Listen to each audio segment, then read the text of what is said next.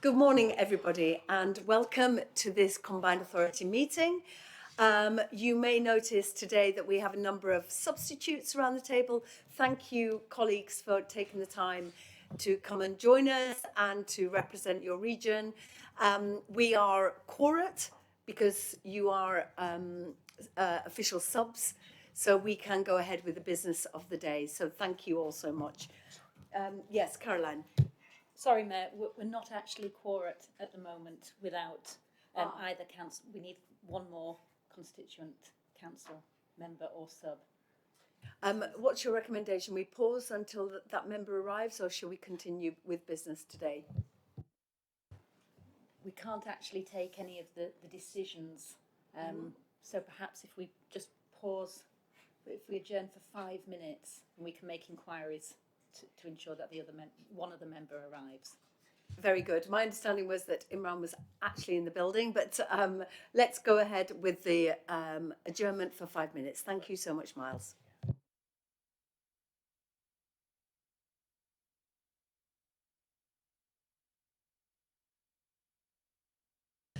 Okay, round two with the CA meeting. Thank you all so much. We are now actually quorate. Thank you, Councillor Morley.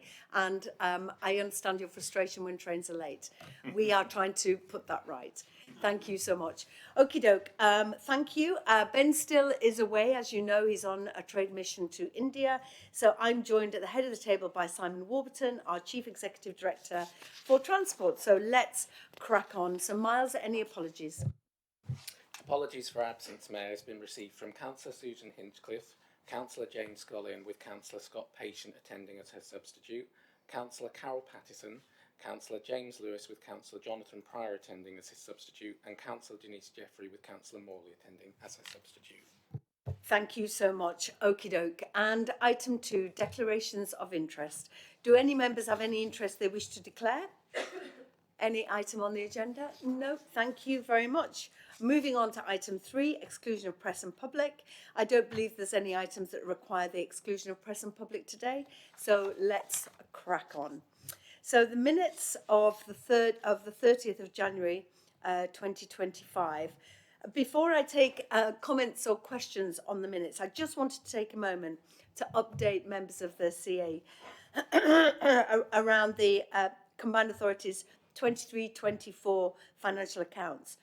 As noted in the minutes of our last meeting, there was a discussion during the budget item about a group accounts reconciliation variance of 853 million, which was flagged by external audit. As officers have clarified, this was due to an inadvertent duplication of data when consolidating the Combined Authorities accounts with those of the Police and Crime Commissioners' accounts. As was discussed at the last meeting, I wanted to reassure members that this issue had no impact on the approved budget and did not affect our financial position, which remains robust.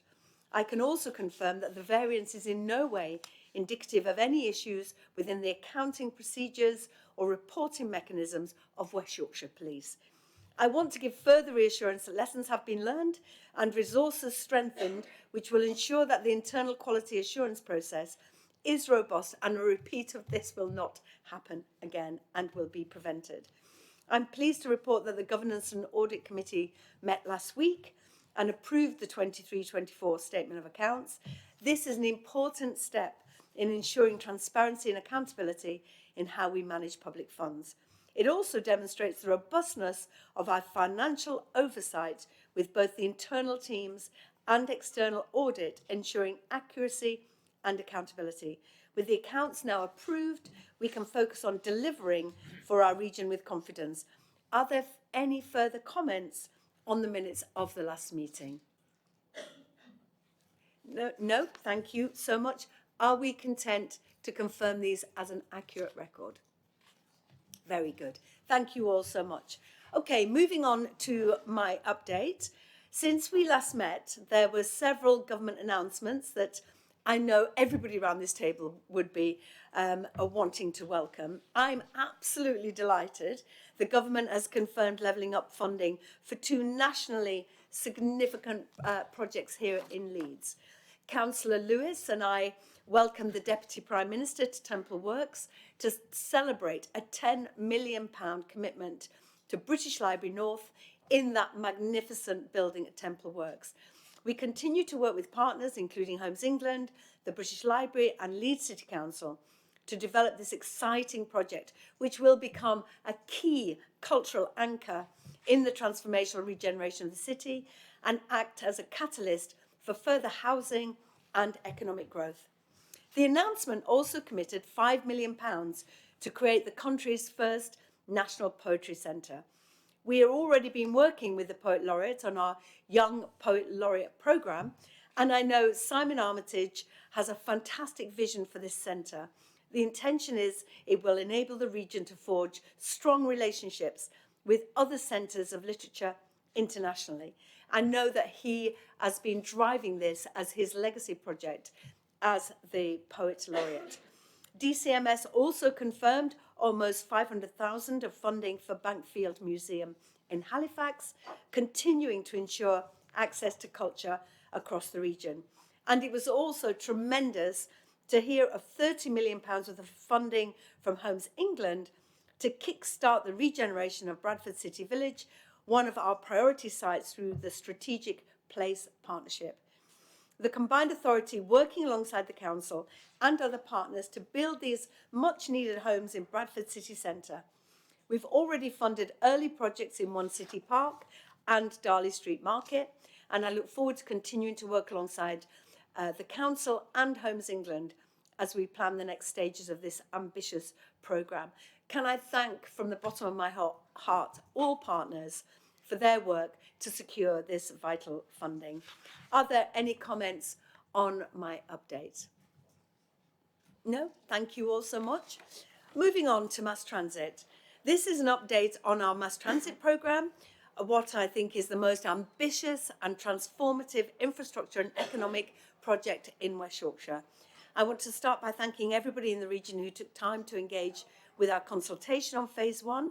Nearly 5,000 people shared their views, which is an outstanding response for a project of this scale.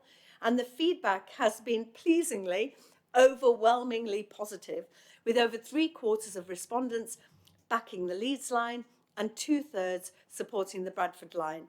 It's clear there is a strong community and business support for our tram network and recognition of the benefits it will bring. Though I'm delighted in the number of people who took part in the consultation, we do need to work harder in the next stage to ensure we're reaching everyone we need to in the region. The response rate in Bradford isn't as high as I'd hoped, but I'm sure that as full details of the routes are shared later in the year, engagement with the proposals will increase significantly. But I'm clear we need to work hard to ensure that everyone has the opportunity to feed into our proposals. Since July, we've continued to develop our plans for phase one, refining Leeds and Bradford lines with detailed design work, environmental assessments, and advanced transport modelling. This ensures we're building a strong case for a network that's not just visionary, but really importantly, deliverable. While the first phase will provide enhanced connections between Bradford and Leeds, this is just the start of a wider West Yorkshire network that will benefit the whole of our region, improving transport links and unlocking opportunities for communities across our region. With this momentum, we remain on track to finalise our Strategic Outline Case Plus later this year, launch further consultation in early 2026, and crucially, as I have promised, begin construction by 2028. We've also established strong relations with the Department of Transport, and all of this work comes hot on the heels of Chancellor Rachel Reeves's growth speech in January, when she reiterated government's commitment to support the West Yorkshire Mass Transit Scheme. I also met with the Transport Secretary Heidi Alexander last week, where we discussed our transport ambitions and mass transit in particular as the key to the successful delivery of our local growth plan. Government understands that to fulfil its growth mission, West Yorkshire's economy needs to be backed with investment in transport. I'm absolutely determined we'll get spades in the ground on schedule and deliver the modern integrated transport system our region desperately needs, because As I've always said, it's all about deliver, deliver, deliver for the people of West Yorkshire. So I'd like now to pass to Simon Warburton, our Executive Director for Transport, to talk us through the recommendations and to take some thoughts from members. Simon. Thank you, Mayor. So, as you rightly say, we are we're very pleased with the consultation process that has been run, but we're not looking to rest on that activity alone in terms of continuing to understand and represent the views of the community as we continue to develop this scheme, and it's those two aspects that we've looked to address within the report today. So, as members are aware, the first phase of the West Yorkshire Mass Transit Programme was agreed by the Combined Authority in March of last year, and that sets us on a path to run an initial consultation from the 15th of July to the 30th of September. And as we set out in the report here, that consultation secured 4,845 responses. I would just like to clarify within the detail of the report and correct paragraph 3.21. Which is unfortunately not quite correctly transposed data, which has also been available to members in the appendix and the consultation, the formal consultation report. So to clarify, paragraph 3.21 should read that on a geographic basis, where we were able to identify the specific location of responses, 71% of those responses were received from Leeds, 18% from Bradford, and 11% from other West Yorkshire districts and beyond, and that a further number of respondents did not provide a postcode, and therefore we were unable to locate them. So I apologise to members for that slight error in transposing the data, but we have recorded that information with Miles as well, so that we can ensure that the record is correct in that regard. If I can draw members' attention now to paragraph 3.47 onwards, I'd just like to spend a few moments just ensuring that members are aware of where we go from here with regard to the consultation. So as you've stressed, Mayor, we want to continue to engage with all relevant stakeholders, in particularly as we set out in paragraph 3.48, landowners who may hold an interest in land that could be potentially affected by any of the options that were set out in the initial consultation, our communities more widely, and with continued outreach into any underrepresented groups, our local authority partners, the Department for Transport Government more widely, and other stakeholder organisations as well. And so what we have looked to do in the report is just to set out a little further our activities in that regard. So from paragraph 3.50, we set out the governance and collaboration arrangements that are now embedded and working very well with our colleagues in government, and that's focused in particular around a joint sponsorship board, which is co-chaired between myself and a director from the Department for Transport, brings in Treasury colleagues, HMCLG colleagues, and a range of different agencies advising into government, including Network Rail, and we're finding that a very useful mechanism to ensure that there is very close sponsorship between ourselves and the Department for Transport and government more widely for our scheme. We then go on to talk about our timeline, and in paragraph 3.57 in particular, note that it's our intention, clearly subject to us ensuring that we are ready to bring a preferred scheme forward in a timely fashion to the Combined Authority, and I'm confident that we will do that, to hold a further consultation in early 2026. That will then be on a detailed preferred scheme. It will be in preparation for a Transport and Works Act order submission, and will be statutory in nature. And there's significant work that's underway at the moment to ensure that we have met all of the necessary conditions, and where possible gone beyond in preparing for that consultation. We recognise that does mean that there's a relatively quiet period through 2025 if we were to look at consultation alone, and therefore we're very keen to make sure that the profile of the programme is maintained through what is clearly a very important year in the context of government and its decisions around spending priorities.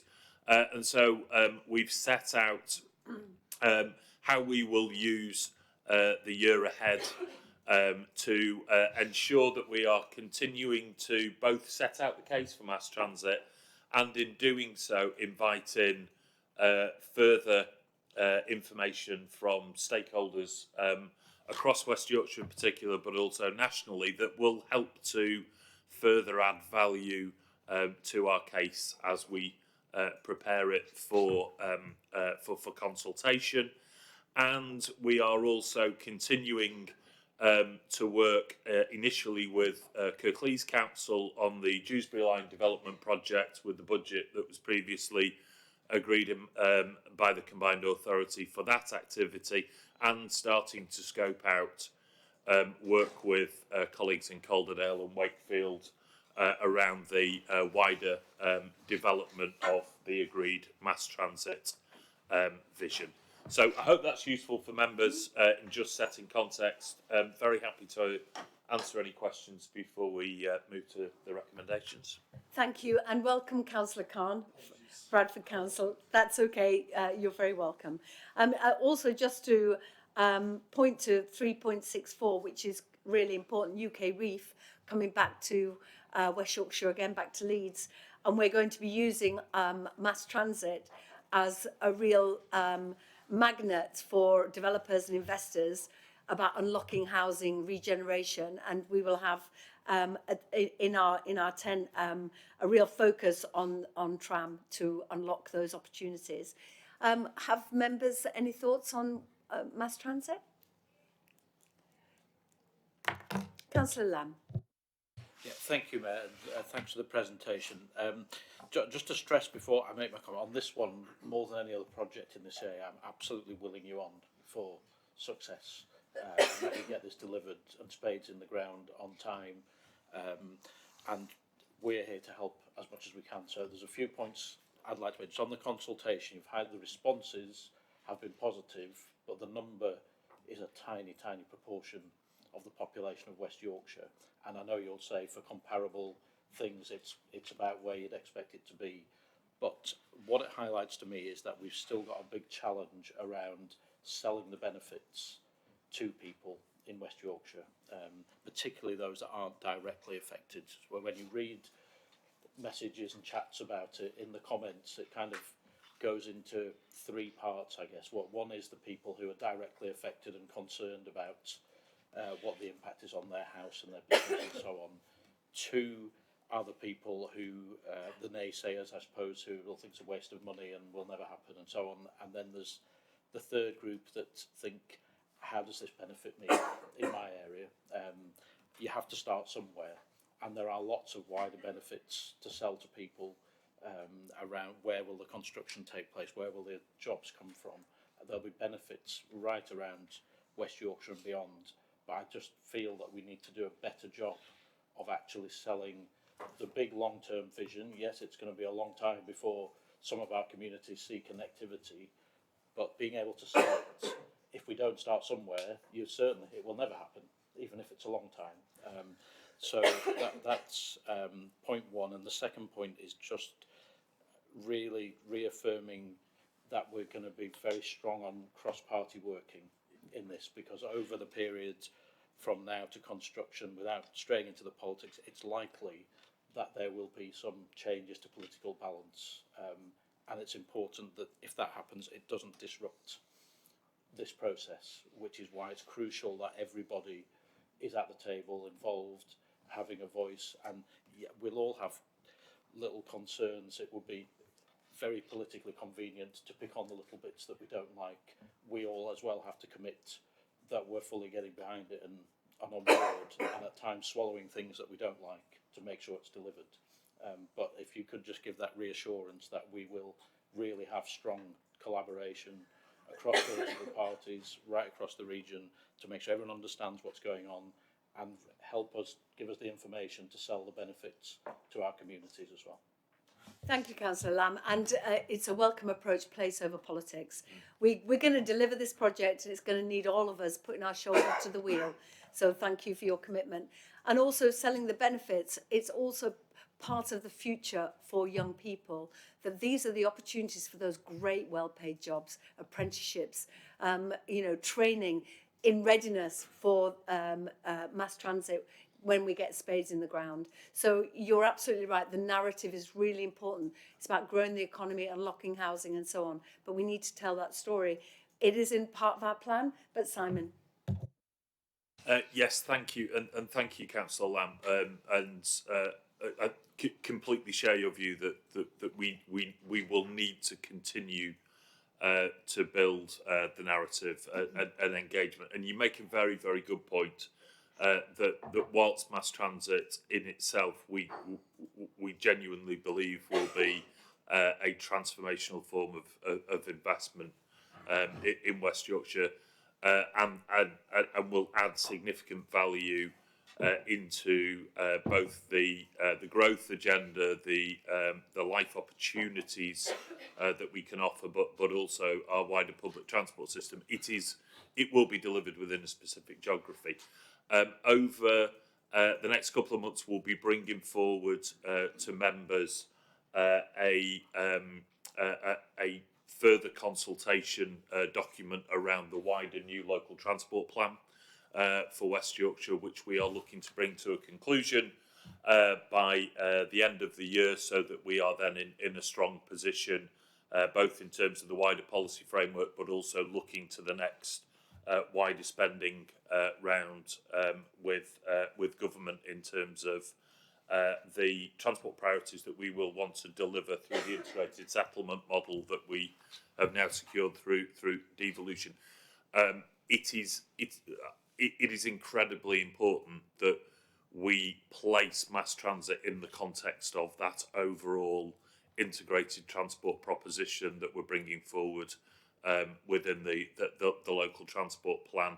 And of course, as members are aware as well, we will be starting the process later this year of going to the market for the first phase of our bus franchising proposals. Again, our ability to ensure that the community as a whole is able to understand the opportunities that process will bring in terms of contributing into improved mobility is critical. So I take the challenge very seriously. I think it's a very fair challenge, and please do, I would say to the combined authority as a whole, continue to hold me and the team to account in us ensuring that we are setting out an agenda and a narrative that is relevant for all parts of West Yorkshire.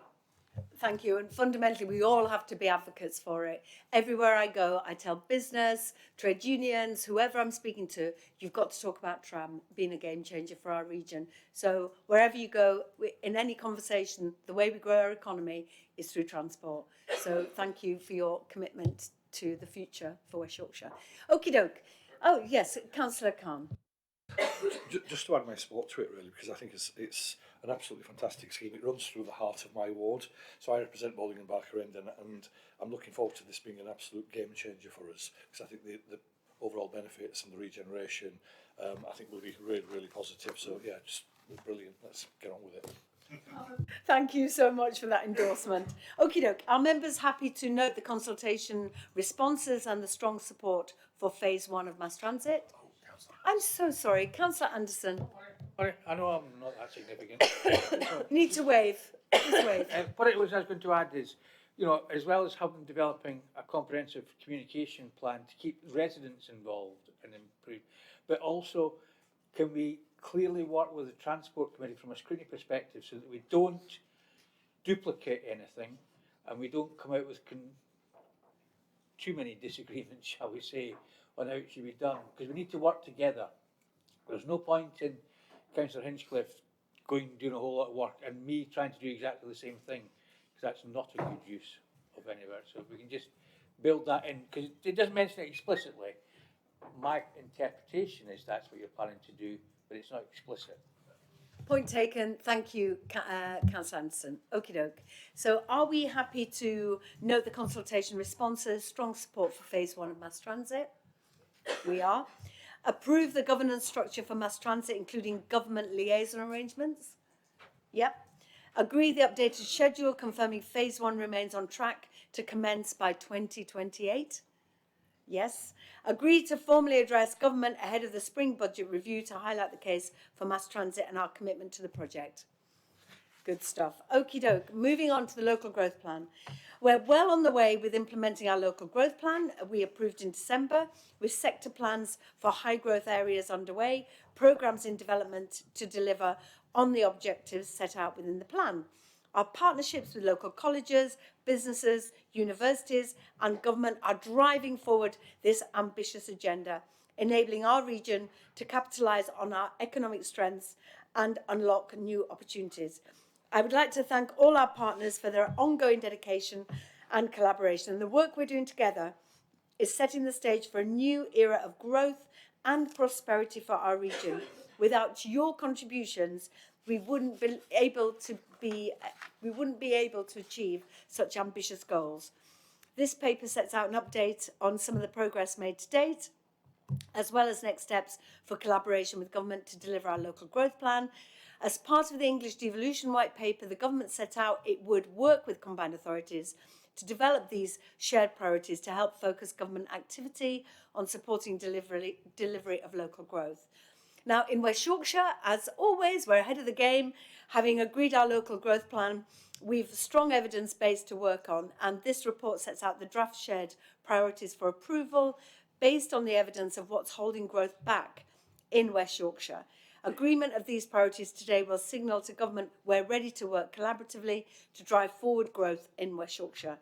The progress we've made is just the beginning. I'm honestly so excited about the future, confident that this plan will deliver more connected, stronger and prosperous West Yorkshire, where every resident has the opportunity to thrive for generations to come. We will close that productivity gap with this growth plan. So can I ask Sarah Eaton, our Director of Strategy, Communications and Intelligence, to talk us through the recommendations? Sarah. Thank you, Mayor. So I think as members and colleagues are aware, we brought the local growth plan to Combined Authority in December 2024. I think at that point we indicated that we would probably be coming back early in the new year based on kind of conversations that we're having and joint work that we're doing with the government around priorities, which obviously, as you've outlined, were kind of signalled in the devolution white paper. So clearly the plan, I think, as you've mentioned, is built on quite a lot of work that's been done with partners, and it's also, based on quite a detailed evidence base, and that's put us in a really strong position actually to kind of take forward some of the conversations that we're having at the moment. As well as kind of the local growth plan kind of identifying the kind of 3 barriers to growth, it also sets out our 5 priorities, and what that's done is make it really clear, I think, and signal our intent over this next period around kind of the ways in which the region wants to kind of maximise growth. I think what we've also done in that local growth plan is kind of set out kind of our spatial kind of intention around the corridors of opportunity. And again, that kind of brings that place dimension to the plan, which I know we've worked really hard with partners to kind of agree, sets us in that really good basis. So just in terms of delivering the growth plan, the work is underway. We've got another paper, item 10, which is kind of setting the work that we're going to be doing around our investment priorities, which is going to really support delivery of the local growth plan.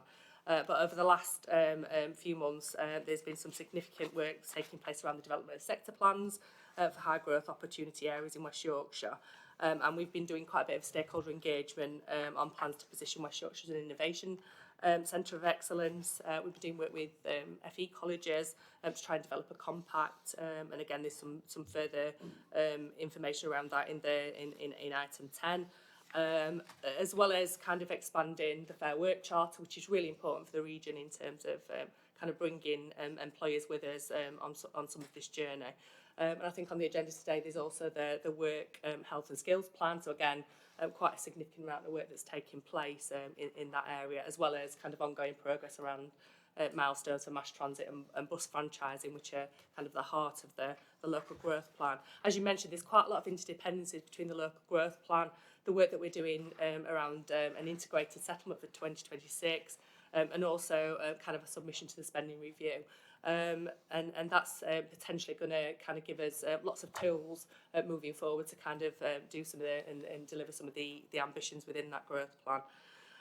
Just in terms of working with government, as we set out last time, we've done quite a lot of work around the development of West Yorkshire's sector strengths, and we made a submission in October about key strengths in West Yorkshire that we would want to be working with the government on to feed into the industrial strategy. And as it's set out in the paper, those 4 key sector areas, and the work that we're taking forward is around financial and professional services, health and life sciences, advanced manufacturing, engineering and creative industries. And running through all our sector strengths is that kind of digital and technology kind of solutions that we know in this region that we're kind of wanting to push forward with. We know in the devolution white paper that, and we have gone a little bit ahead of the game, that there's an intention to be a statutory element to local growth plans. And we'll be seeing that come forward, I think, as work on the white paper kind of progresses. But what that has meant is that government are working with local areas to try and identify a set of priorities that they want to work with regions on, which will kind of inform the spending review submission moving forward. And what we wanted to do was to bring that back to the combined authority. Obviously, we've done our local growth plan to make sure that we're really clear about those areas of work that we will be kind of accelerating with government as we kind of move forward. And they're built on a number of shared principles which are set out in the paper, which is around, focusing on the key things that we're going to collaborate with government on. That's not to say not everything else in the local growth plan we're not going to be delivering, but really be clear about that so that we can inform kind of spending decisions moving forward. And that those key themes are set out in Appendix 1 in terms of where we want to push forward. You'll see there that delivery of an integrated transport network, kind of investment in thriving places and transforming the skills base are the areas that we want to kind of progress. And we've had some positive conversations with government about those areas in terms of taking that forward. We're also delivery, and we'll say a little bit more about that on item 10. But we will be continuing our conversations with government, and we've brought the shared priorities to you today for approval, which will enable us to have those further conversations with government in due course. And obviously what we're hoping is that will influence the spending review on the 11th of June. And I'll just stop there and take any questions. Thanks so much, Sarah. And certainly manufacturing is going to be such a key game changer for us. And I want to thank Mandy Ridyard, my business advisor, for hosting Advancing Manufacturing Futures at Cedar Court Hotel yesterday. And the turnout was incredible from some amazing businesses, all really understand. Yes, Councillor Morley. Thank you for that, Mayor. In Appendix 1, there's a slide on transport that mentions the Penistone line between Huddersfield and Barnsley as a shared priority, but it doesn't mention the 5 towns where there's much more room for growth. Is there any more detail behind that and as to why it's not been really put on? Thank you. Thank you. That sounds remiss. Sarah? Oh, Simon, have you got... Can you identify that? So future mass transit system. So yes, we'll ensure that's represented. And also just to support that by saying, in my discussions with Lord Hendy and DFT, saying when we have our integrated transport plan, that it is tram, it is bus, but it is also rail. And so where there are control of those routes and the timetable and so on. But you wanted to come back. I welcome that point. Thank you very much, Mayor and Simon, on that one. It is important just coming out of Casper today when the trains can't get above 30 mile an hour. That's a massive drawback to get into Leeds and elsewhere quicker. So that's what we really need to look at. So thank you for that. And it was really pleasing to see that the Transpennine upgrade has meant now we've got routes to Wakefield and the Five Towns from Huddersfield. So that was a pleasing development, and there's more to be done. Yeah, indeed. Thank you. Okay, Councillor Lamb. Yeah, thank you, Mayor. One of the things I noticed in here is the number of business startups has declined dramatically from the budget to the end of the year last year, and I just wonder if there's any comments on that. It's about the same level as we experienced during COVID, which is quite shocking and concerning when we want to grow. If businesses aren't starting, what's behind and driving that? Thank you. If I could come to Michelle. Thank you. Sarah, sorry. So yes, you're absolutely right that the stats do bear that out, and we are trying to understand what that means and why actually it's worse in West Yorkshire than potentially elsewhere in the country. It could be a blip in the data, but we need to kind of keep on monitoring this going forwards, and then work out what we need to do to address that. I wonder if I could come to you, Mandy, to see your thoughts. Yeah, I think it's 1 point on the trend at the moment. So we don't know if that's to do with the end of the year, or so it's an outlier, as Sarah mentioned, or whether it's something more significant. So we'll be looking at that as soon as the next figures are available to establish if that is a trend or not. We're all hoping that that's a blip at the moment, but we certainly will be focusing on it. Just to say as well that the Business Board have commissioned a dashboard, because data is going to be really important in our decision making, and the dashboard is up and running, is my understanding?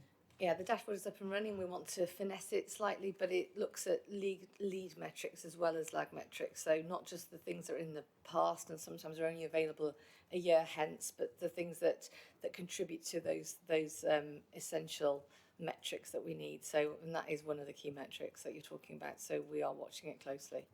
Because when data lags, it's not helpful at all, is it?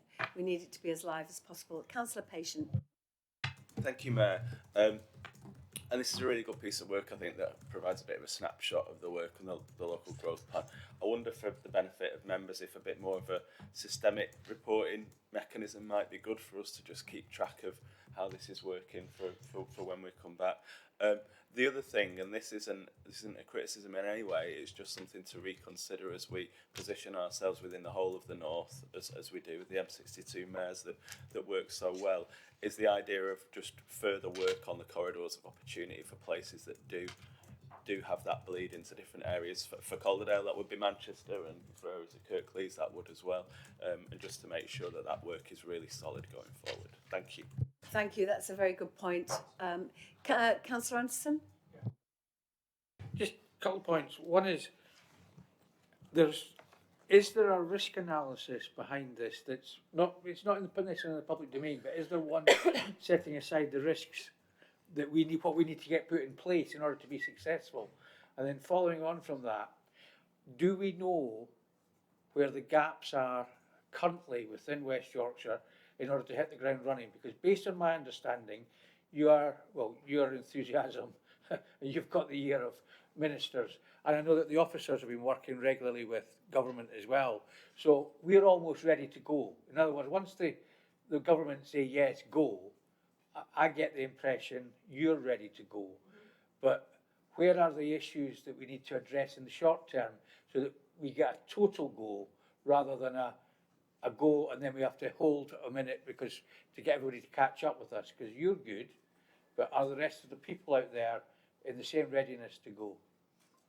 Okay, Simon?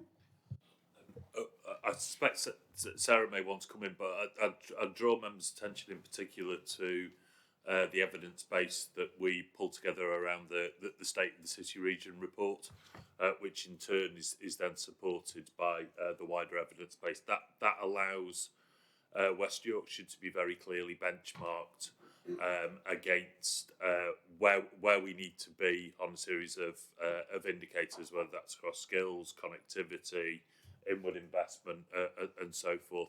And it's through that ongoing longitudinal analysis that demonstrates that the value of the research and intelligence programme that we have underway to really help us to present that case. And there is no doubt that when place-based evidence of that nature is presented to government, it is then seen as very compelling, because it's at a level which government itself can't compare.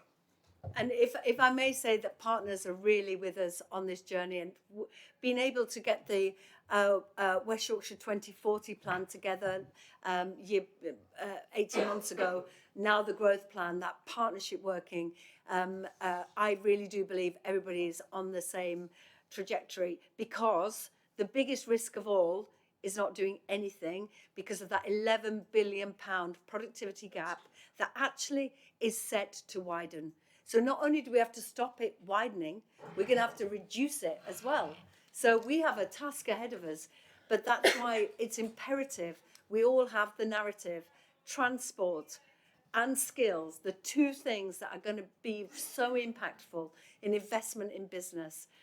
So I'm with you, and there are many sleepless nights when I worry about that productivity gap and are we doing enough. But I don't know, Sarah, anything you'd like to add about risk? I think just from a business perspective, we are working through what the key interventions we need to put in place to support businesses, to kind of the particularly SMEs who are the backbone of the economy, to work out what exactly we need to put in place to support them to grow. And the business support item that I'm going to talk to later is one example of what we're trying to do to support that. Thank you. Mandy? I think that any good organisation needs a business plan, and this gives us that forward look so we can all coalesce together. I think the more coalescing that's underpinned by data evidence, metrics and a risk register, which is I think what you're alluding to, is really essential, because it helps convince those that need to support us elsewhere to come on that journey with us. And I think this is the closest since I've been involved that I've seen to be able to articulate and coalesce around something. So it's fantastic. Good stuff. Thank you so much.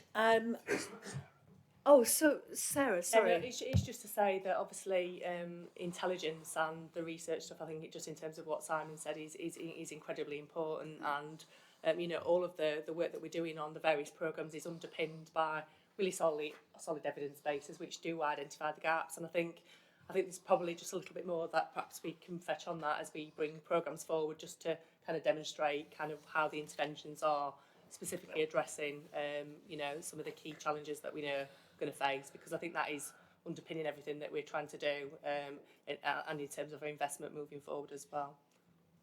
That's very helpful. Thank you, Sarah. Okie doke. Are we happy to note the update on the local growth plan and approve the proposed shared priorities for working with government to deliver it? We are. Super duper. Thank you. Okay, item 8, review of business support infrastructure.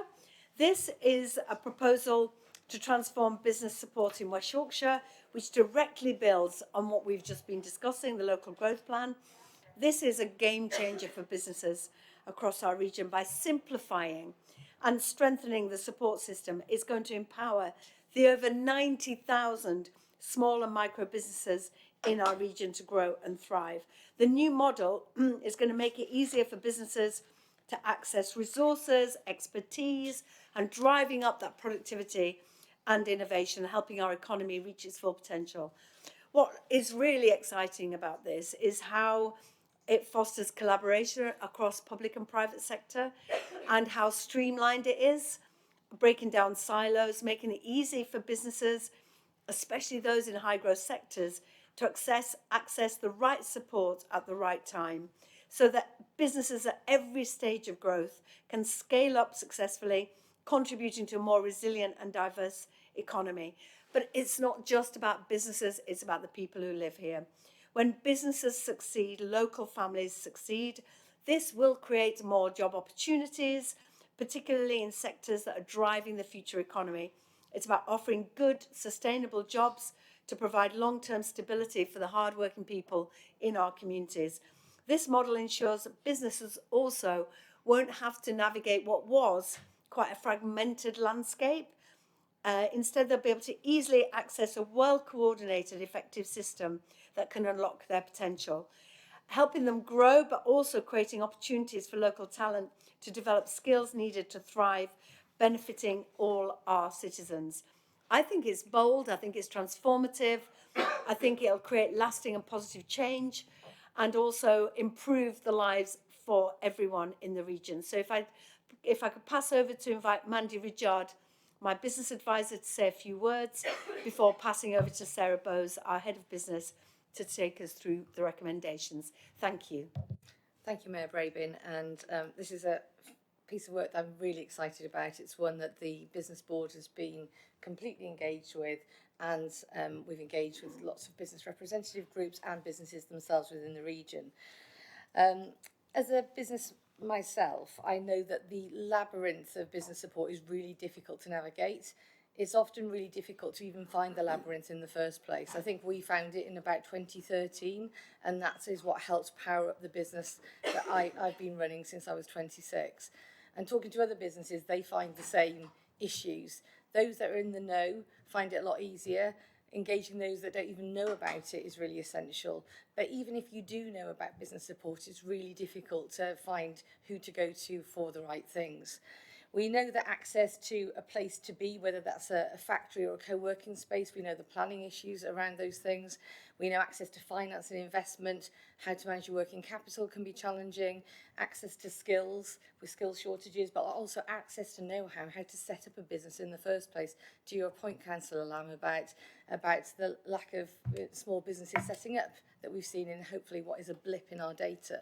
We know that access to markets are essential to thriving economies. That point about export is not lost, and engaging DBT into the businesses in this region might help us to power that up, but also access to supply chains. So how can we become part of larger supply chains, or how can we engage our own supply chains, and how can we do that within the Scope 3 regulations that are coming down the line in terms of decarbonisation? For lots of businesses, access to networks is really challenging, especially our more diverse founders, and innovation is central to our growth plan. And access to innovation for businesses can sometimes be difficult, but will be absolutely essential if we want to reduce that productivity gap. And when times are tough like they are at the moment, innovation is the solution. So we need to help businesses find that. So we also need to leverage the whole ecosystem. This isn't just something for the combined authority, it's something for the whole of the ecosystem to work on. And I think the whole of the ecosystem wants to work together as one to provide the right solution for businesses to help us grow. We want to provide somewhere where there is no wrong front door. So whatever door you come in through, we get to the answer as quickly as possible and as efficiently as possible. That is, after all, productivity. So it's great that all of the councils, all of the chambers, the CBI, everyone is engaged around this growth plan, coalescing around it. And the pyramid structure that you can see there with its 3 tiers has a foundation in a tech-enabled platform that means that all businesses will have access to business support no matter where they come. And that website, which will be the basis of that tech-enabled support system, will enable us to leverage other opportunities into that. So the export academy that DBT run is a free service, but we'll be able to leverage that onto our system. So I'm hopeful that this will be a really good foundation for going forward, and thanks everyone for their support in pushing this through. Sarah, can I come to you? Thank you. So this 3-tier model is very much addressing all aspects of the issues that we face around businesses being able to access the support that they need. The bulk of the business base will be able to access support and address that information failure around what support is out there. How do I get access to it? And then with the proposal is to put in a bit more of intensive support, hand-holding, navigation support to navigate the rest of the ecosystem. So that could be support from banks, it could be support from universities, support from wider chambers and business partners, as well as any that we commission ourselves to fill the gaps. And then the top of that triangle is around intensive support, key account management support for those businesses with the most growth potential or high growth potential, and those strategically large businesses in the region. And by putting in place this new model, we are working much more effectively across the ecosystem. That's the real difference in this model, working much more effectively with a range of partners. We can build on the good work already underway through the Growth Hub, but with a much more targeted approach, and then deploying resources where we can have the greatest impact. The vast majority of businesses in West Yorkshire are SMEs, the backbone of the economy, and in order to achieve the ambitions of the local growth plan, we really need to make sure that all businesses have access to the support that they need. So we've worked really closely with our local authority partners to arrive at this model, to ensure that it works across the region and in all the different places, and we'll continue to do so. And we've worked really closely with the wider business support ecosystem to make sure this works for those. And really importantly, we've worked with businesses to understand what their needs are around this space. So the Combined Authority is asked to approve this new 3-tier model, which will allow transition and implementation planning to begin. Thank you, Mandy and Sarah. And it's always galling when I meet businesses and they don't know what we can offer, because we want to support business. So this will hopefully bring together all the disparate offers we've had historically under one roof. And as we often say, it's like walking into a bar and the bar person knowing what cocktail you might want and being able to mix it for you. Not that I'm suggesting people should be drinking, but I think it's a one door and then triage to what you actually need, dependent on where you are in your business journey. Mandy. Thank you. And can I add the access twos, those 6 access twos that I mentioned, finance, skills, etc., are a really good way of framing a lot of the joined up thinking that we have. So when we're talking about access to skills, getting young people to and from college also underpins the transport conversations that we're having. When we're talking about a shortage of skills, the work that Michelle's team is doing on underemployment and getting people who are suffering from ill health back into the workplace, and I think that's 100,000 people in this region, is also essential. So that forms part of that wheel of enterprise, not only the support bits, but linking it to a lot of the work within the growth plan that we're doing to create a more thriving economy. So I think it gives us that whole piece around connecting not only support, but the wider initiatives that we have going on in the region that also benefit business. Thank you so much. Any comments on the growth plan, Councillor Anderson? Have you worked out, or have you got any baseline key success indicators so that we know where we are just now, so that we can then monitor how you're going to improve it to make sure that we're actually funding the correct things to deliver that? Thank you. Mandy. The business dashboard that we've been developing with a fantastic team here at the Combined Authority and the private sector members, all private sector members as well as the business board, is absolutely doing that. It's there to look at those lead metrics as well as those lag metrics so that we can monitor in real time as well as in past time what's going on and whether we're managing to move the dials in the directions we want. So absolutely. Thank you. Any comments? No? Okay, thank you so much. Are we happy to approve the recommendations as set out, enabling the transition and implementation process to begin? We are. Jolly good, thank you. I've been asking for this for nearly 3 years, and I do know it takes time to consolidate and streamline the offer that we've got. But I'm delighted that colleagues have worked so hard to get us to this point. It's going to be a game changer for us, that businesses are going to be working more closely with the Combined Authority. And through our clusters and our growth plan, we're going to see big change, I think. So thank you for all the work that you've done, Sarah, and your team. Okay, moving on to something that Mandy also commented on, that this is part of a Venn diagram of offer for our region, onto work and health support into employment. So this is an update on the progress and future direction of our work, health and skills plan. This is about making a real difference to the lives of the people that live here. And it's not just about tackling economic inactivity, it's about empowering individuals to grow, to develop and thrive through meaningful and fulfilling work, and providing that personalised support. We're helping people not just to find a job, but to access opportunities that allow them to grow personally and professionally, giving them the tools they need to succeed, and maybe in ways that they've never imagined. The voices of over 300 people, including, importantly, those with lived experience, have shared these proposals, ensuring our interventions meet real needs. It's going to strengthen support for small businesses, build capacity, voluntary, community and social enterprise sector, organisations that are most trusted by our communities, ensuring that those who need the help the most are given the support they need. It's backed by the funding we and the Integrated Care Board secured from government, and we're putting new governance structures in place that ensure all of our efforts are coordinated and responsive. This includes the creation of a strategic joint work and health board, which I will co-chair with the chair of the Integrated Care Board. You may have heard that Cathy Elliott, the current chair, has announced this week she's stepping down to take up a new role. I'd like to thank her on record for her work and commitment to improving the health of the people of West Yorkshire. She's done an amazing job. I'm looking forward to continuing to work closely with her successor.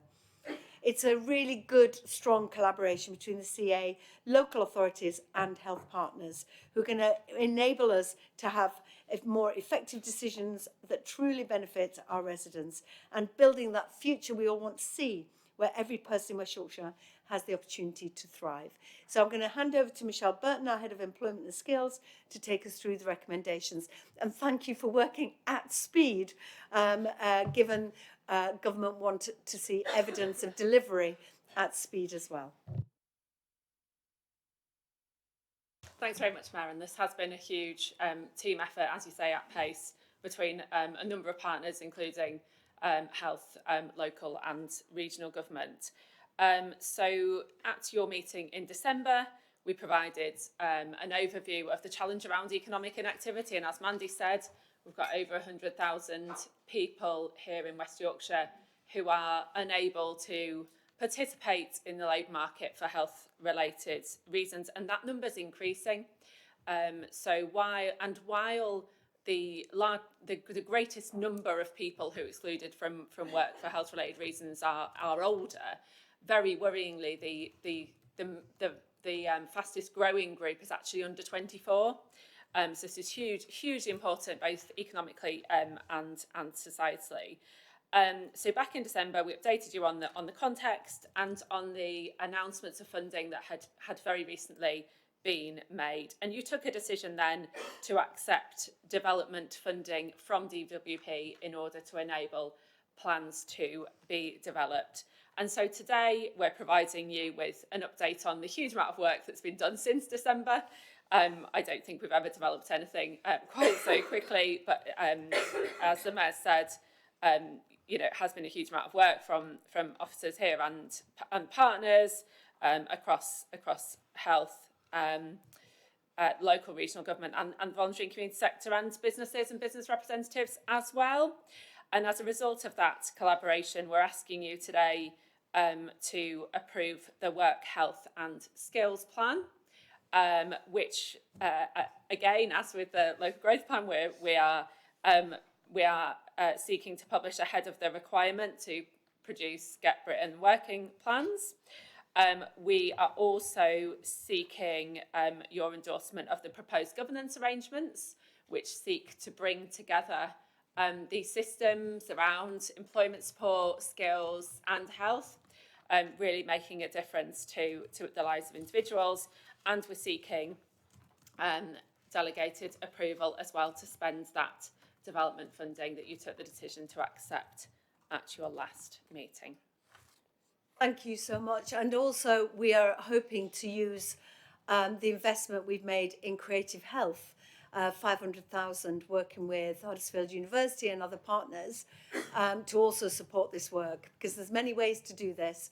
And I think the interventions to support better mental health will also hopefully help us with these quite stretched targets, I think, from government.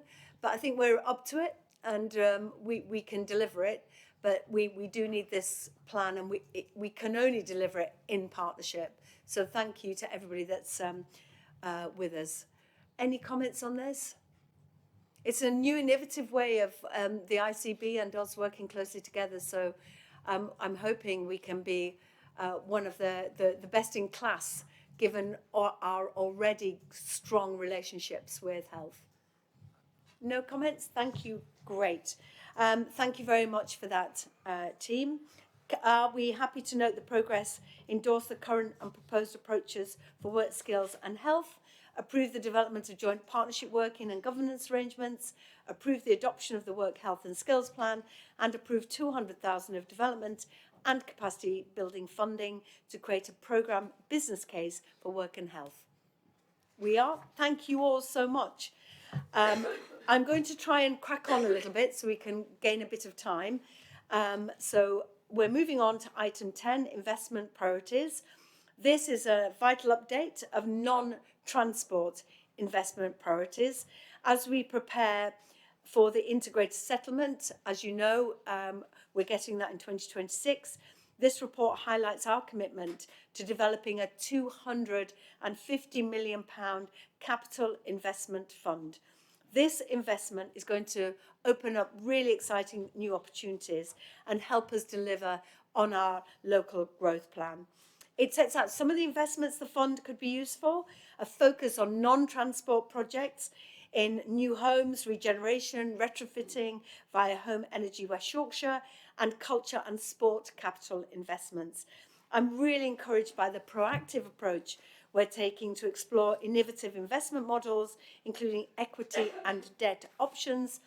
This flexibility is going to ensure we can capitalise on every opportunity. The £25 million increase in gain share capacity funding is also a significant milestone, allowing us to continue advancing essential projects across all 5 local authority districts. A much needed support for infrastructure and regen projects in Bradford, Calderdale, Kirklees, Leeds and Wakefield. And as the report demonstrates, this funding will drive progress in key areas such as employment, skills, development, housing and transport. By aligning these priorities, we're ensuring all benefits are felt across the whole region. And of course, it's not just about numbers. It represents tangible improvements to the lives of the people of West Yorkshire to enhance those opportunities, enhance connectivity, creating the foundation for a prosperous and sustainable future for all. So if I could move on to Sarah Eaton to talk us through the recommendations. Thank you, Sarah. Thank you, Mayor. And this paper builds on the business planning and budget paper that came to the Combined Authority in February this year, and provides a little bit more detail. And as the Mayor has pointed out, this is fundamentally about kind of non-transport revenue funding and establishment of investment priorities that will take us until March 2028. And this is in preparation for the integrated settlement. I think it's really important that we kind of recognise the change and shift that we need to make within the Combined Authority, from really thinking about pots of money that we might get to kind of the amount of resource that we've got available to us and how we maximise that resource moving forward, using lots of levers and bringing in investment from elsewhere. So what we're trying to do in this year is kind of move and transition to that approach, which will come into place in 2026. And I think it's also important to point out, as we did earlier on in terms of the item on the local growth plan, that this is really significant in terms of supporting activity that we want to deliver under the local growth plan. So there are 3 key areas really just to touch on briefly. I won't go into too much detail that kind of form our investment priorities here as we kind of progress. And the first one is around capital investment, and what we're intending to do is create a £250 million capital investment fund, which we're hoping will unlock kind of the growth potential highlighted in the local growth plan. And that approach means that we'll be looking really to kind of think about how we use our current gain share funding to kind of borrow in the future to enable us to kind of really maximise the money that we've got for kind of capital projects within the region. And I think as the paper sets out, what we're hoping is that £250 million will actually enable us to unlock a significant amount of investment, to, you know, kind of getting into the region of about 945 million. So kind of using CA resources quite carefully to kind of invest in areas of activity that we can draw in additional funding. And the report, as you said, Mayor, sets out a number of the areas where we're thinking at the moment that we're going to be kind of wanting to look at in the future around culture, heritage and sport, Home Energy West Yorkshire, kind of work with the FE sector around capital, housing and regeneration programme, the Innovation Centre of Excellence, which I mentioned earlier in the local growth plan element of the agenda, and the Carbon and Environment Fund. So there's quite a bit of detail, more detail there than was provided last time around, kind of the programmes and projects that we wanted to bring forward. And there's lots more work to do on these projects and programmes, and we'll be bringing those forward as we kind of move into delivery over this coming year, and they will kind of form the basis of our approvals and come back to the CA at regular intervals when we want to kind of take those forward. I think the second element of the investment priority is the revenue investment, and again, this builds on the paper that came last time round, but it's specifically now kind of identified some of the projects and programmes again that we want to bring forward around kind of the revenue investment, particularly around things around employment and skills, and we've touched upon some of the activity today that we're going to be wanting to fund as we move forward, and kind of the business area as well, regeneration, housing, climate, environment, and culture, heritage and sport. And there are other programmes in there, things such as the cost of living fund that we're going to be wanting to kind of bring back and talk to you about at a future date. I think the third area, and this is in recognition of the work that we know takes place across different geographies across West Yorkshire, is a community growth and development funding, and we're intending to invest £10.7 million into that fund, which we know will go into delivering activity at a very local level, and we're asking local authority partners to kind of develop a programme of activity and interventions, working with the voluntary and community sector and local organisations that they will bring back, and we'll be fetching further details of that back to the CA in April. What you'll see in there is that there's a provisional allocation for each of the local authority areas, and we know that that funding will come in a mix of kind of capital and revenue investment, but we're trying to be really flexible about how we kind of use that resource to kind of maximise that kind of local activity, which is really, really important to local areas moving forward. I think in terms of our ambitions, we know that we've got bigger ambitions than the amount of resource that we've got, and I think what the paper is setting out is our intention really to start looking and building on work that we've already kind of been undertaking in terms of this area, to try and look at other forms of funding that we can use to kind of bring in additional investment, and that's going to be a piece of work that we kind of take forward over this coming period to kind of, as I say, maximise that 250 million, should I say, amount of money to make that a much bigger pot of money. We'll be looking at other activity that we can kind of bring into that space. I think what's really important is that in terms of investment priorities that we're really monitoring and keeping an eye on how we are spending, and we're intending to kind of really make sure that we're covering that with reports to the Finance and Resources Committee, and we'll be bringing back quarterly reports on kind of monitoring those investment priorities as we progress. It's really important that we've kind of got some transparency about how we're kind of delivering on this. So really important that we kind of keep our eye on the ball, and kind of, I think that fits into some of the conversations about evidence bases and making sure that we kind of the resources are going to where they're kind of needed the most. I think the final thing to say is around capacity to deliver. We know that there's a vast amount of work that's got to take place to kind of really kind of move and deliver on these programmes, and we know that to do that needs kind of our local authority partners and ourselves need to be kind of funded really to be able to do that, because we can't, as you said earlier, deliver a lot of these programmes on our own. So what we're also setting out within the paper, and there's an Appendix 3 kind of sets out in a little bit more detail, is around that additional £25 million that we're going to be investing in local authorities through capacity funding. And again, the allocations that have been given to local authorities is set out in the report. Local authorities have given us kind of some detailed proposals around how they are going to be spending that money and that resource moving forward. And what we're intending to do is to kind of allocate that resource through a change request, and there's further details set out in Appendix 3 in terms of how we're going to be kind of making sure that finds that way through the project approvals process. And I'll stop there and just take any questions. But Thank you. And I think on that capacity funding, the fact that it's to 28 gives a lot of confidence as well, that the money is there up until 28. And also to thank partners. And it wasn't an easy task consolidating on what our priorities are beyond transport, given the money that is available, but also how we can use this money to unlock private investment and partnerships. And the opportunity to increase that 250 million to 945 million is, is too big a prize to disregard. So thank you for the work you've done. So any comments on this paper? Councillor Anderson. For about, I think it must be about a year, I've been in discussions trying to get hold of the independent gain share report that was being provided by, we were being independently assessed as to how effective we've used gain share funding. Is that anywhere near being brought forward so that we can see that we're spending it correctly on this, and there's no lessons that we need to learn how to improve? Yes, so we are, we're just in the final throes of that kind of process really, which got extended.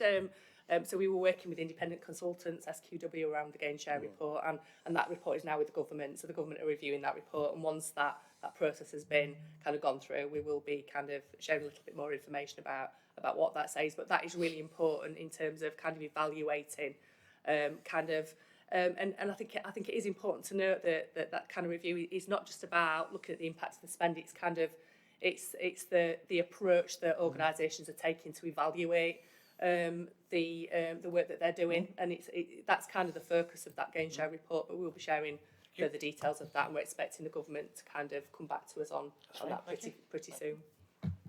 Thank you. And Mandy.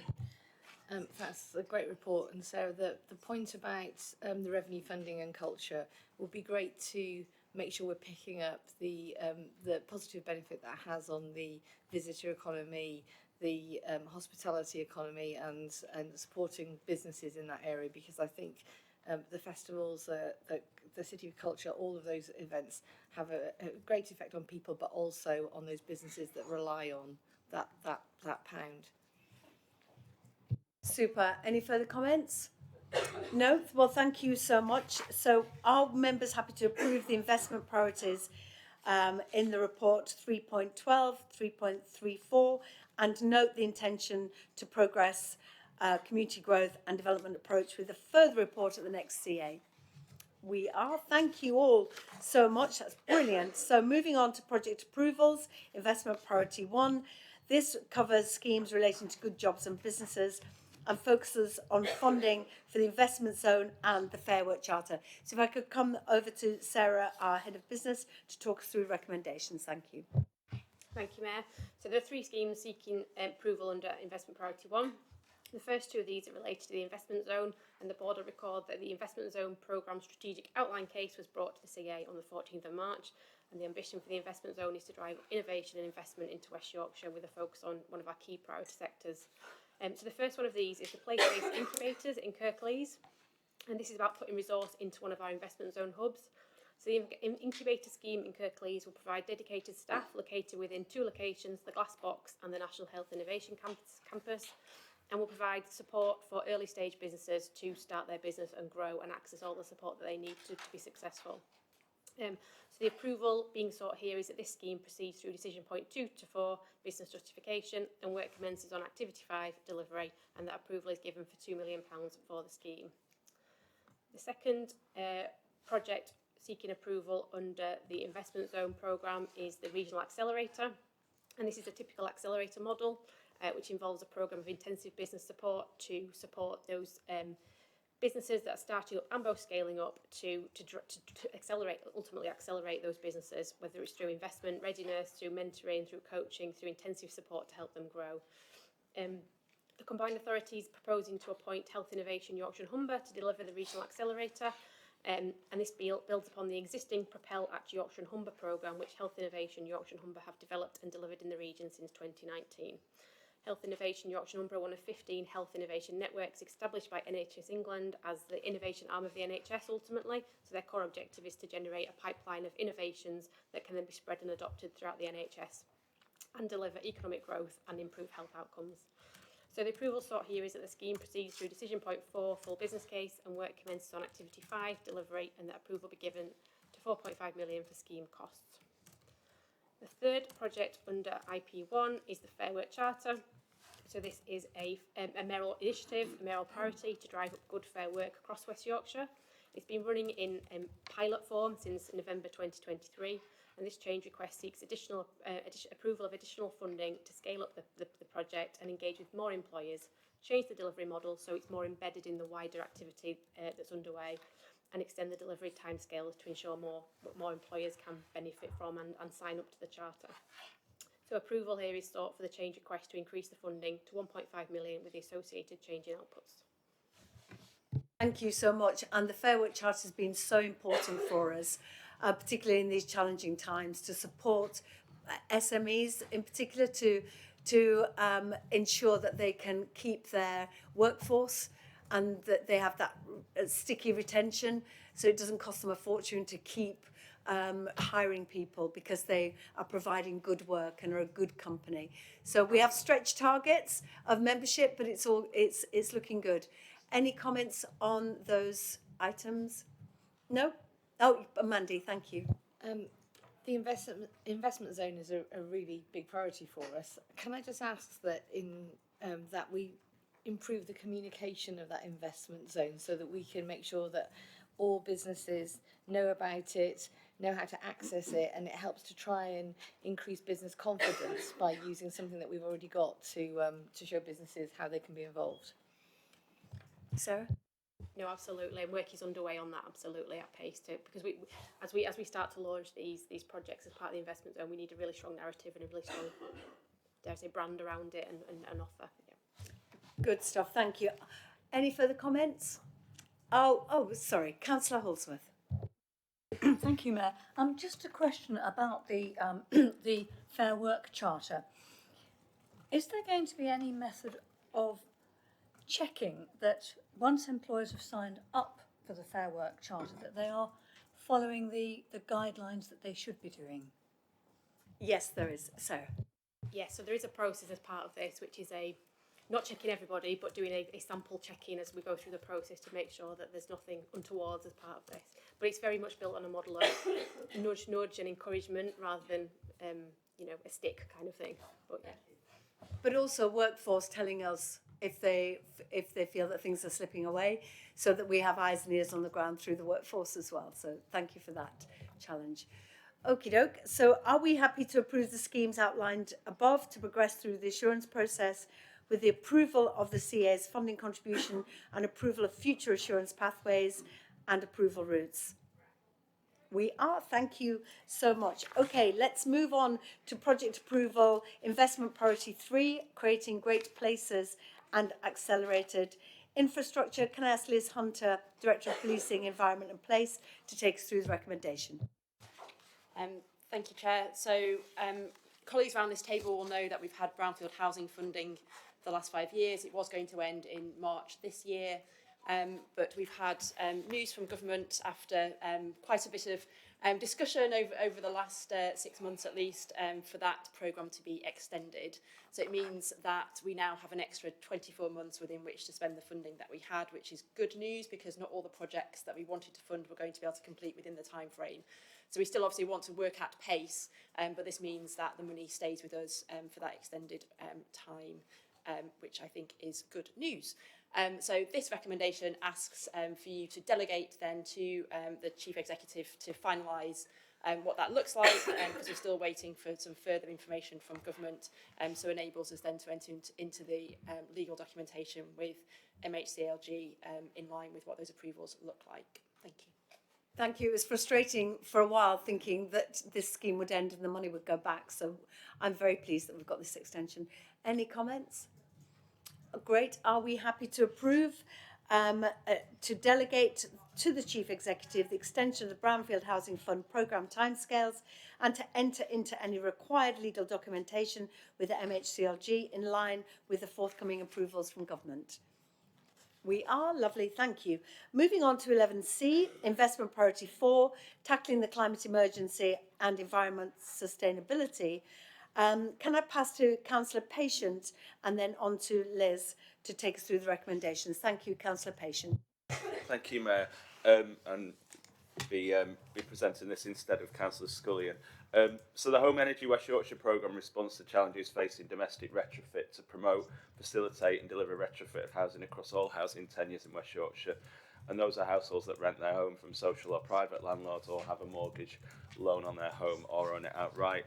So a business case has been submitted seeking approval of the Combined Authority for a contribution for a maximum of 826,000 from the Single Investment Fund to deliver an area-based scheme in Bradford.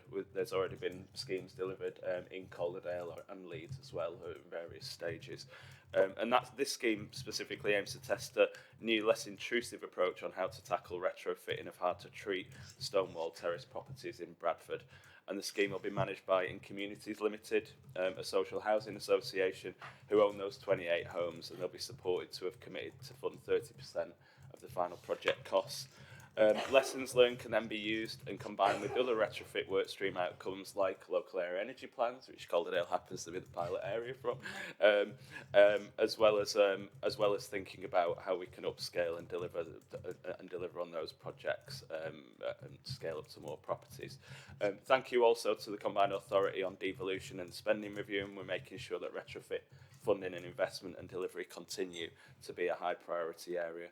Of course, area-based delivery will help tackle fuel poverty, reduce inequalities, and do some much-needed placemaking work as well. It'll continue to need high levels of public investment, however, and staff resource, so let's all keep our lobbying hats on. And hopefully you can see in the report what the scheme aims to do in terms of outputs and data. So just some quick benefits before I pass to Liz. So reduction of fuel for heating demand in the 28 homes, lower fuel bills as homes will be easier to heat and to retain that heat, a huge reduction of carbon emissions, which we all welcome, and the learning from the scheme will help influence and inform how to scale up of retrofit of those pre-1919 terraced homes. And tackling of fuel poverty as well, which we really need to do work on. It affects 30% of households in West Yorkshire compared to the 20% nationally. So I'll pass on to Liz, our Director of Environment, to work through the recommendations. Thank you, Councillor Patient. Thank you. You've covered the details, so thank you for that. So yes, the recommendations are for the scheme to proceed to Activity 5, which is into delivery, and as you already mentioned, funding of £826,880, and that's a contribution, as you already mentioned, to the wider scheme cost. We have talked around this table before about scale up, so this is one of the things we're doing amongst many others that we've talked to you about before, including funding directly for social housing, but also products like our low interest loan and our collective buying scheme. So this is part of the mix. I think this is the third of the demonstrator projects to come forward. I think what we want to do next has got to be at a different scale. So we will be working slightly differently, I think, with authorities going forward. But hopefully you're minded to agree to days, and then we can take some of the learning from that as we do the scale up. Thank you. Thank you, because the challenge is enormous, and you'll have heard from government, I think it was yesterday, talking about their ambitions for this Parliament. It's going to be very challenging, but the opportunity for jobs and skills and growth in this sector, I think we're in a really strong position, and I really applaud the team for getting us into this position where we can say to government, actually give us more than you're giving us, because we're ready to go. And I certainly believe we're in as healthy a position in this space as Greater Manchester and West Midlands, and we're making the case to government, you give us the money, we will deliver, because we've hundreds of thousands of homes to retrofit, and we're up for the challenge. So thank you for that. Okie doke, any thoughts on that? Yes, Councillor Love. Thank you, Mayor. This is all extremely welcome. Can I just ask whether In Communities are contributing to the total scheme financially as well? Yes, Councillor Patient mentioned 30%. That's correct, isn't it? Okay, thank you. So are we happy to approve the scheme outlined above to go through to the assurance process with approval of the CA's funding contribution and future assurance pathways and approval routes? We are. Thank you all so much. That is fantastic. Okay, to the next project approval, investment priority 5, delivering sustainable, integrated, inclusive and affordable transport. Can I ask Simon Pope, Transport Capital Programme Director, and Tim Taylor, Director of Transport Services, to take us through the recommendations, please? Thank you, Matt. So under Investment Priority 5, we've got 3 projects where we're providing recommendations for the Combined Authority's approval.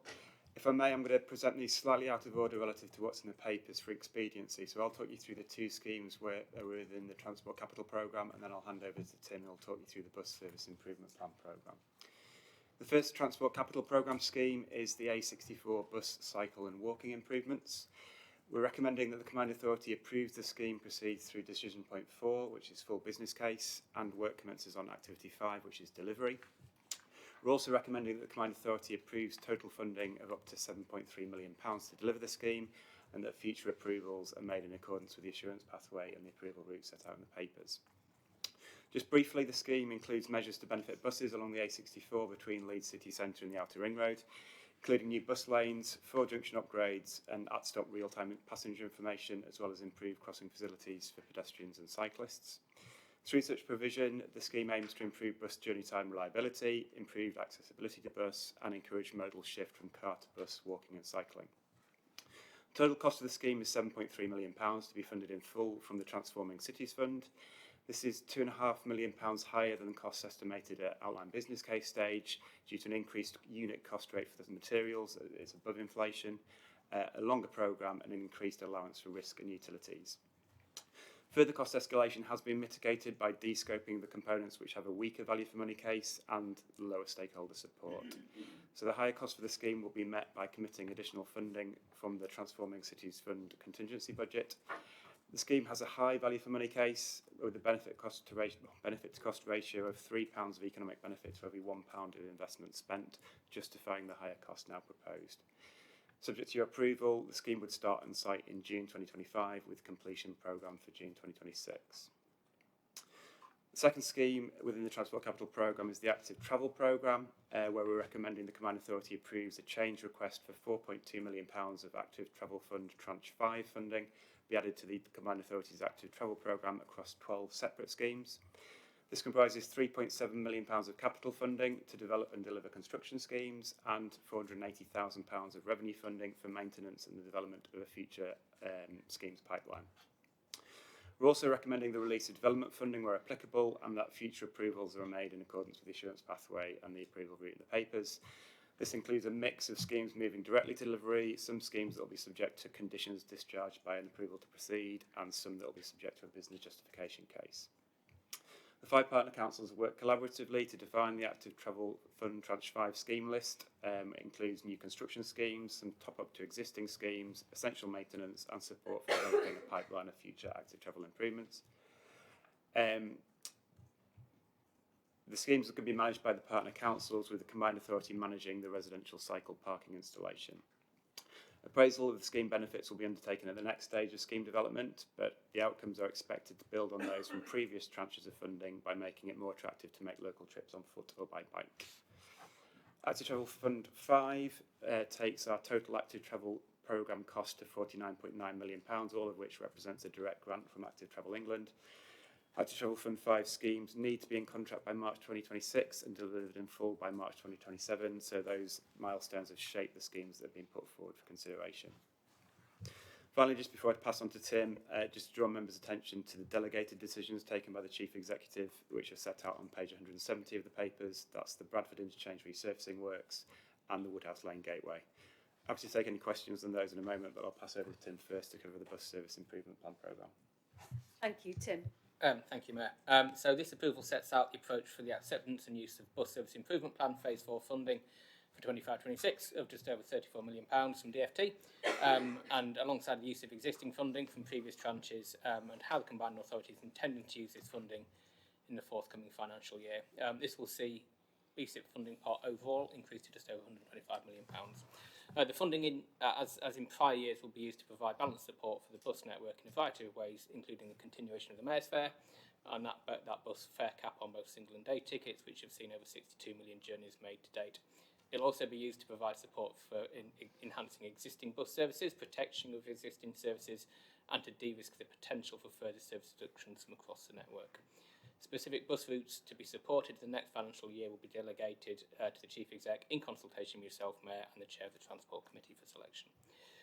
This is particularly important as members will, I'm sure, recognise the importance of a strong regional bus network in enabling growth, but also critically as part of our bus reform plans and for franchising continue, ensuring that we have a stable bus network to allow us to implement those plans effectively. A final point of note in amongst these plans, Mayor, the funding also sees the continuation of the Safer Travel Partnership teams with PCSOs working across the region at our bus stations and as well in the community in supporting safer travel for passengers, and I'm sure you recognise the importance of the role they play to date. Again, happy to take any questions. Thank you, Mayor. Thank you so much. Any questions on these projects? Yes, Councillor Morley. Yeah, thank you, Mayor. Obviously, with BSIP money, there was enhancements to evening service in the Wakefield district that Arriva couldn't handle, basically couldn't commit to them, so they was quickly taken back off again. That money is still there. I just want assurances from officers that we're still working with officers in Wakefield Council to retain that money and use it on other services as and when we can get them coming forward. Thank you, Tim. Oh, absolutely, Councillor Morley. Yeah, you have that commitment. We've actually already identified a couple of new routes that are in progress and in negotiation with the bus operator, so we're hopeful we can bring forward those arrangements for approval in the very near future. Thank you so much. Okie doke. Are we happy to approve the schemes we've discussed to progress through the assurance process with approval of the CA's funding contribution and of future assurance pathways and approval routes and the delegated decisions to the Chief Executive? Good stuff. Thank you so much. Okay, moving on to project approval, investment priority 6, creative industries, culture, heritage and sport. I wonder if I could come over to Sarah Bowes for this. Obviously, it's really important that we keep our focus on one of our growing sectors, the creative industries, and this is adding additional investment into our You Can Make It Here programme, helping creatives to set up and to grow businesses locally. Thank you, Sarah. Thank you, Mayor. So yes, You Can Make It Here is an investment readiness accelerator programme, currently in delivery up to March. And it's about supporting creative industries businesses to position themselves to access finance, secure finance, which we know is the biggest challenge for small businesses, particularly in the creative industry sector. DCMS have offered continuation funding to extend the programme into 25-26 to support additional businesses and build on the great work to engage with the investor community and kind of help them to understand the benefits of investing in creative industry businesses. So approval is sought for the change request to increase the funding and associated outputs as set out in the report. Lovely. And it would be good to know the spread across West Yorkshire and whether the festivals have boosted business confidence to then come to us for extra support to grow their business. Any comments? No, thank you. Are members happy to approve the changes to delegate the authority and enter into the required agreements and documents as specified to support the You Can Make It Here programme to continue and enhance? Super, thank you so much. And I was so pleased government saw that this was really impactful and we're going to be doubling the number of businesses that are going to get that support. So thank you. Okay, moving on to item 12, governance and director appointments. This concerns key appointments and proposed changes to Governance and Audit Committee. Can I invite Caroline Norris, our Assistant Director of Legal Governance and Compliance, to guide us through? Thank you, Caroline. Thank you, Mayor. Yes, as you say, this report does a number of things. The first is to seek approval to two key appointments at this stage. So firstly is to seek approval to the appointment of our new permanent Section 73 Chief Finance Officer, who will also be the authority's Director of Finance, which is Kate Taylor. That recommendation in terms of the appointment has come through from our newly formed employment panel who considered, who went through this in detail and has put that recommendation forward to the CA, because of course that is a CA decision with it being a statutory role. So we seek approval for that appointment. We also seek approval for the appointment of Mike Birch as the Director of Mass Transit, which, as the report says, has gone through a recent recruitment exercise as well. We are in a transitional position in terms of the use of the employment panel and the CA at the moment. You'll have seen that coming through in this report, but obviously as we go forward we will get that into full swing. In terms of the third approval, we were looking to seek approval to the appointment of the Director of Bus Franchising. We're not quite ready to seek that at this stage, so we are withdrawing that recommendation, Mayor. And what we propose is that the employment panel is convened to take that decision at the right time. So that is in accordance with our revised arrangements for appointments, and it is a role that the employment panel can take the decision on. So we have two roles there seeking approval in that regard. The third matter here is in relation to proposed changes to our Governance and Audit Committee. These changes we're looking to introduce from the new municipal year, so from June, and it's the request here is that currently the composition of G&A is 4 CA members together with 3 independent members, including an independent chair. And we've reviewed that in terms of the role of G&A and also discussed it with the current members of the committee. And collectively, I think both officers and members of that committee are of the view that moving forward, it would be more appropriate for those local authority members to come from our district council partners, so to be co-optees in the same way our scrutiny committee is. And I can see Councillor Lamb as a member of G&A nodding to that. Given the role of governance and audit is to hold both officers and the CA to account, in terms of our finance and our governance, and to have that level of scrutiny, having that separation in roles helps demonstrate that impartiality and that transparency. So collectively, I think we're seeking to do that. So we're looking for approval in principle at this stage, and that would then come into effect. We would put that forward at the annual meeting in June. Alongside that, legislation's come into play during the year to enable remuneration for members of governance and audit in the same way we remunerate members of scrutiny committee. So we're also seeking approval here to convene the independent remuneration panel that advises the combined authority on remuneration, to undertake that exercise, to come back with proposals to a future CA meeting in terms of that remuneration for all members of the committee. So they would look again at the independent members as well as the local authority co-optees. And finally on that, just to provide resilience, we'd be seeking to look to substitutes as well as members, so that we ensure that we have a quorum at Governance and Audit Committee, given its importance as a statutory committee. So we have recommendations 2.4 and 2.5 relate to that. And then finally, Mayor, we are seeking approval to the appointment of your inclusivity champion to be an advisory representative on our thematic committees, to enable that, to increase the prominence of that role and her access, that direct access and support into each of those committees in terms of driving that agenda forward. So thank you, Chair. If there are any questions, I'm happy to take them. Thank you. Any questions? I would say that I'm grateful that the decision has been arrived at for remuneration, because our expectation is people will do a proper job and give it the time and energy that is needed to read papers, to scrutinise, and sometimes remuneration makes a big difference because it means you can carve out time out of your day. So thank you very much for that. So, Councillor Lamb.